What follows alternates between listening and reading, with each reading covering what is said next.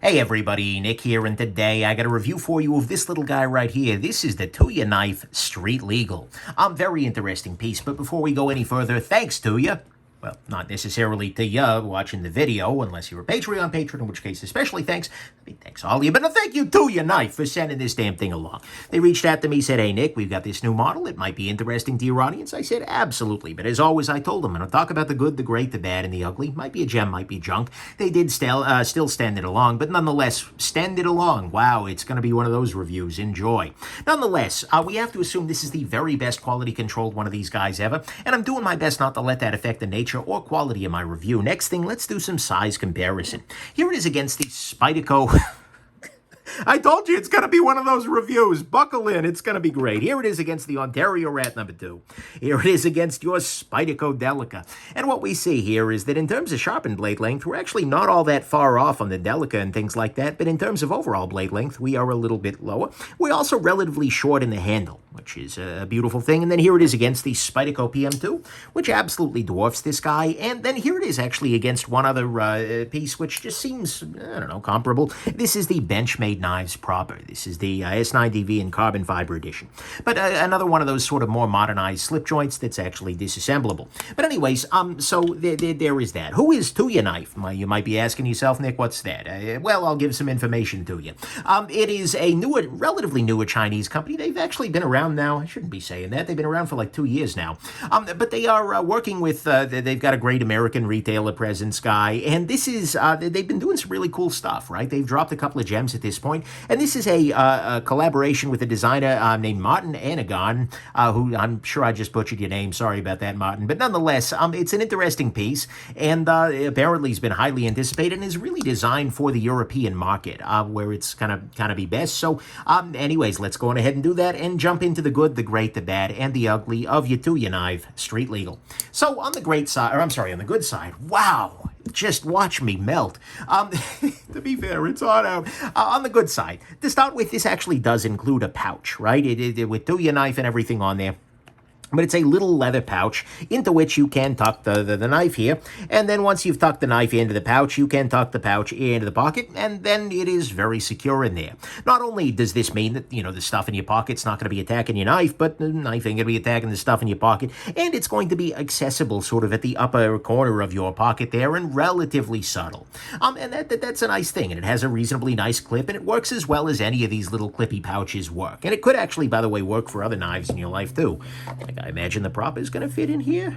Yeah, actually, proper fits in there fine. So it's a thing that you got around. And of course, this can also go in any pouch you'd like, right? It's not a particularly big or bulky one, so you can put it in this slip joint pouch here from the K&H Leather. I can put it in this Alfonso Grace one. And again, it's going to work great. It is a slip joint that goes in any kind of these pouches, but it's nice that they include one. It makes it a lot more carryable than just like, here you go, toss it in the pocket, have fun. So that's good. Next thing, this has very good ergonomics. Because it has no clip on there, which is very often a source of ergonomic pain, what you're going to notice is that, well, it feels like a river rock in the hand, right? It's got all kinds of contouring here on the wood. It's relatively thick in terms of the handles, just because of the wood and metal layers here. And it even has this nice little kind of finger choil up the top there. We'll talk about that in a bit here, but nonetheless, it just feels very good in the hand. It works well. The balance is nice. It is great in the hand.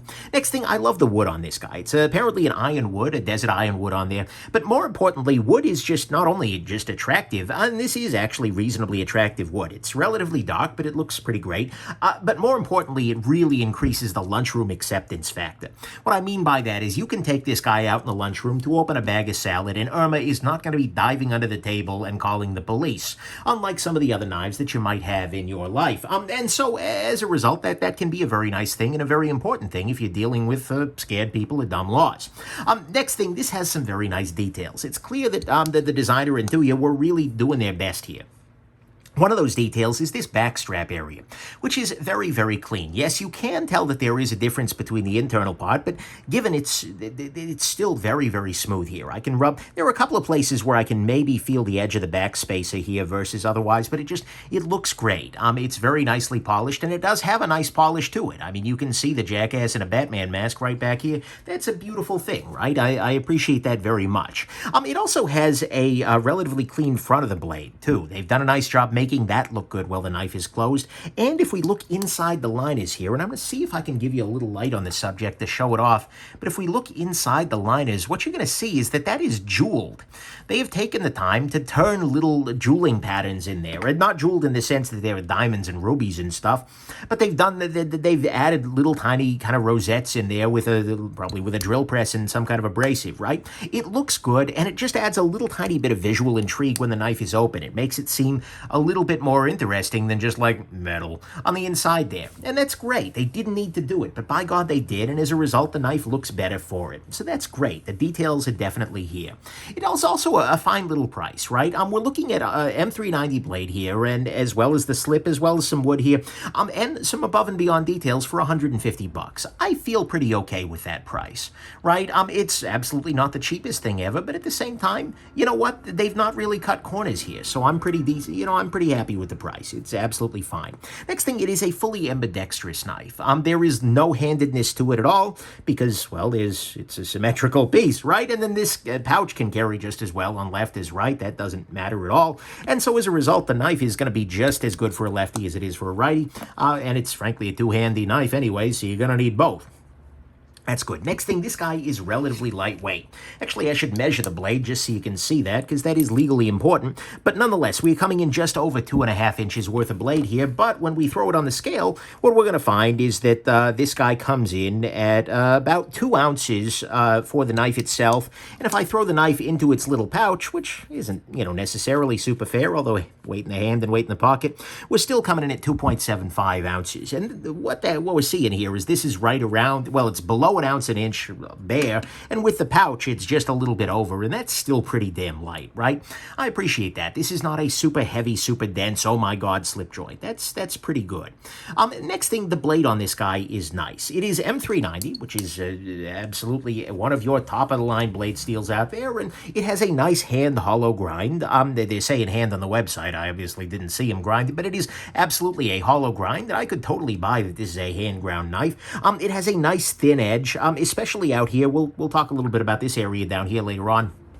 But that's good, and it is not too thick either. A lot of folks will make a traditional style knife, but they'll do it with blade stock that's, 3 inches thick. It's like, dude, no. But this is a reasonable stock thickness and a very nice cutting blade. I appreciate that very much. And actually, speaking of the blade and of the knife on the whole, even though it is a slip joint, it is relatively safe. What I mean by that is not only is the spring rather strong, the amount of force that is required to to start closing this guy again as you're using it is actually surprisingly high. It is a very, very difficult, like even pressing with my thumb is not straightforward to break that off. But even if I do that, what you're going to see is if you've got your finger in this choil, it's actually going to stop on your finger. And it's going to stop with this unsharpened portion against your finger rather than it being the sharpened edge, right? Certainly, there are things you don't want to be doing with a slip joint, but at the same time, this feels very safe. Not only because of that strong spring, but because of this unsharpened area where your finger's going to be anyways. I don't see this being particularly unsafe in the grand scheme, and there have been lots of double detent slip joint style things that have just been like, yikes. Not super duper safe. This one feels quite good there. And then finally, this guy is legally reasonable. What I mean by that is there are a bunch of laws out there that constrain knives because people are convinced that you can die less from something that's under 3 inches, or maybe that is non-locking or a two-hand open only, and that's all of these things, this meets all of those laws. It's under 3 inches, we're talking to Europe here, so it's under 7 centimeters, about a little more than 6.5.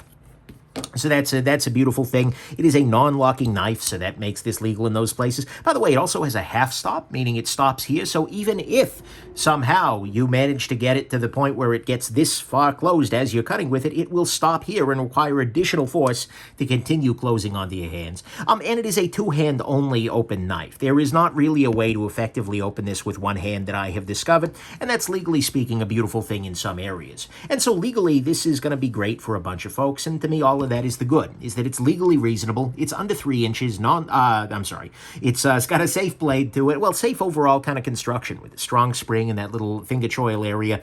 It's got a nice blade, it's very lightweight, fully ambi, with a fine price, good details, really good in the lunchroom, so to speak, and great ergos, and it includes a little pouch.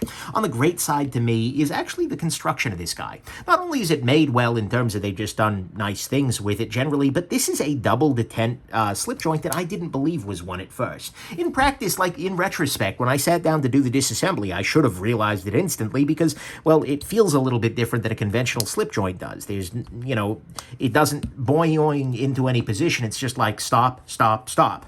Right? But at the same time, this is a double detent slip joint that feels just as strong as a strong back spring on a regular knife, right? It has a half stop on there. It feels very, very, I'm not going to say good as a slip joint because I think slip joint evaluation is kind of its own thing, but it feels very strong. It feels like a compellingly strong back spring on this guy, but it is far easier to maintain because you can take it apart and put it back together in the sandwich method. You're not having to try and force a spring up onto something. It is really, really nice, and it is the strongest double detent folder I have ever dealt with, meaning that you have two detent balls on either side. Actually, I should just explain that real quick. You can see the disassembly and it'll make more sense, but what's going on in here is there are two little arms basically made by the scale, and at the end of those they got little balls on there, and those balls will fall into holes. It falls into a hole when the knife is closed, and then suddenly it will open back up, right? When you start to pull the knife open, those balls will need to come out, so there's a spring force, and then at the half stop they kind of come back together. You have to open them back up, then etc. So that's how this thing is working. It's a double detent slippy, but it feels like a real honest-to-God strong back spring slip joint. That's a beautiful thing to me. That's great. And to me, that is the great. It's just very nicely constructed out of kind of modern methods, but, but resulting in something that feels traditionally great. On the bad side, this is still a two-hand only non-locking knife, right? There are going to be situations where this really isn't the best. As a knife geek, I definitely enjoy the ability to open my knife with one hand while I've got, something else in my other hand, right? That can be a beautiful thing. And so that would be something, or was something I definitely missed while I was carrying this guy. It can be a disadvantage. And similarly, non-locking this can be, well, not ideal. I mean, we got by for a long time as a species, but you do want to keep that in mind. Next thing, the screws on this guy are, they work fine, they're nice and deep, etc., but they do stick out a little bit here. That is the only incongruity relative to this being a good old-fashioned traditional.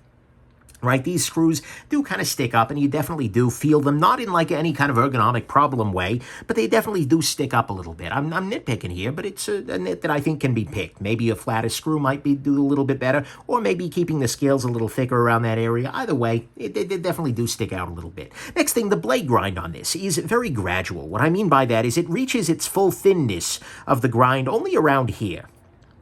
The sharpening choil only goes out this far, and as a result, if we zoom in a little bit, what you're going to see is that this whole area, the bevel is pretty consistently thick, but then it starts to widen out here, meaning that suddenly, instead of the edge being very, very, zoom back out. Instead of the edge being very, very thin, it starts to thicken up a little bit. So at the very heel of this guy, it is at a very different angle than it is out here. During sharpening, that's going to be a little bit of a pain in the neck, right? But that's just kind of a natural consequence of grinding in such a way that, well, doing this hollow grind and having it go, basically it only reaches full thinness out to this neck of the woods. Not the end of the world, but it definitely, they could either do the sharpening choil a little bit bigger or try something a little bit different. Either way, that is a consideration for sharpening. Next thing, it is not particularly great to get into and out of the pouch. What I mean by that is when this is in your pocket, what you kind of have to do is reach in and stick your finger underneath this little flap here and then grab the thing and lift out that way. And remember, your pocket is going to be kind of compressing the pouch a little bit, making this a little bit more difficult. And as a result, it's not necessarily ideal, right? I almost would have liked a little bit of cutout on this side as well, so I could really get in there and just pinch and pull a little bit more readily. But, that is definitely something you want to keep in mind. This is not something that you can very quickly retrieve out of your pocket, although I imagine with a little bit of practice, you'd get a little bit better at it. Speaking of the pouch is definitely, this pouch and any of these kind of clippy leather pouches, it's a little bit bulky, right? It's also a little bit snaggy, the clip being relatively high, and so this can definitely snag on things. This is kind of the same way that all of these little clippy, slippy pouches are. There's a reason that, generally speaking, if I'm doing a slip joint, I'll probably carry it in something closer to this that just goes inside the pocket rather than something hanging on the edge. But at the same time, that can be something to consider. This is not going to be quite as nice as carrying something that just has a pocket clip mounted directly on it, like this little Pena Apache Flipper guy.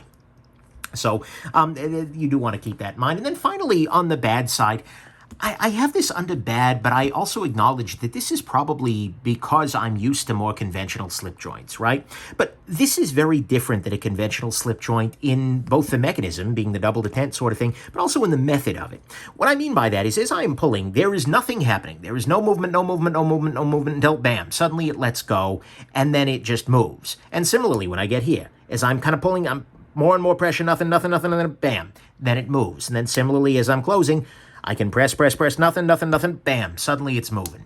So it is, instead of having kind of a gradual, like, slow opening sort of thing, there's no spring to it at all. It doesn't spring back. Like on this Benchmade proper here, if I lift it out a little bit, and this, by the way, is not the strongest back spring ever, but it will kind of spring back into position. With this guy, there is no thing like that, right? And similarly, with this guy, it starts to move a little bit when I apply any force, right? Whereas this guy really doesn't. And so it is very, very different than most of your other slip joint actions. I don't think it's bad, but I also realize that it's very different than what I'm used to.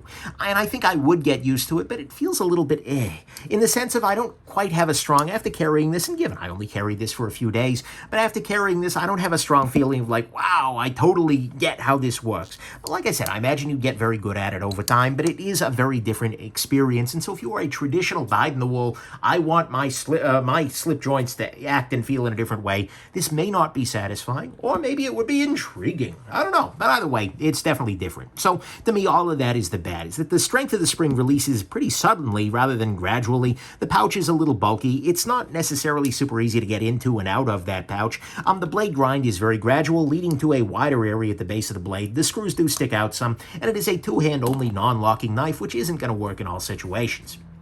Nothing particularly ugly here, so let's go to the final conclusion, which is that this is a knife that is going to be pretty stellar for some folks, right? It has a nice pouch, it has good ergos, it has nice, very nice wood, leading to really nice lunchroom acceptability. It's got some nice details, a fine price, good fully ambidextrous functionality, a lightweight, a nice M390 blade with strong, safe spring action, and very, the unsharpened area is a really nice thing for keeping this guy safe with you. It is legally compliant with a bunch of dumb laws, and it is pretty well built, especially when it comes to long-term maintenance. It is still a two-hand slippy, which isn't going to be for everything. The screws are a little out there. The choil is a little bit less gradual than the grind. The pouch is a little awkward, but also pretty optional, and the spring approach will definitely take some getting used to. On the whole, I think this is a pretty unique piece, right? Because it's showing us a new way to do something pretty old. This feels like a traditional knife, but it's using a very modern sort of process. The double detent thing is new. It's offering us a piece that is very traditional in sensibility, but with very modern steel. M390 and very modern construction with sandwich-style double detent kind of thing. And it's giving a legally accessible option to a bunch of folks who are dealing with very dumb laws for whom a lot of things might be right off the table. There you go. That's how I'd have said that if I spoke the English. But anyways, ultimately, for me, personally, I don't think it's going to stick around because it's nice, but I don't need the legal protections that it's offering, right? And my slip joint drawer is already a little more full than it needs to be. But that doesn't mean it's not going to be great for you. And in fact, if you want a strongly sprung slip joint with a traditional kind of look and a modern construction, then I think this will absolutely be a gem for you. I think you will love this knife, and I think they've done a really nice job for it. And I have absolutely no problem recommending this guy to you. Anyways, there you go. Hope this has been interesting to you. And that you have yourselves an absolutely wonderful rest of the day, and that this is legal on your street. That one kind of fell flat a little bit. That's okay. A better pun slipped my mind. Okay, have a good one, everybody. Bye now.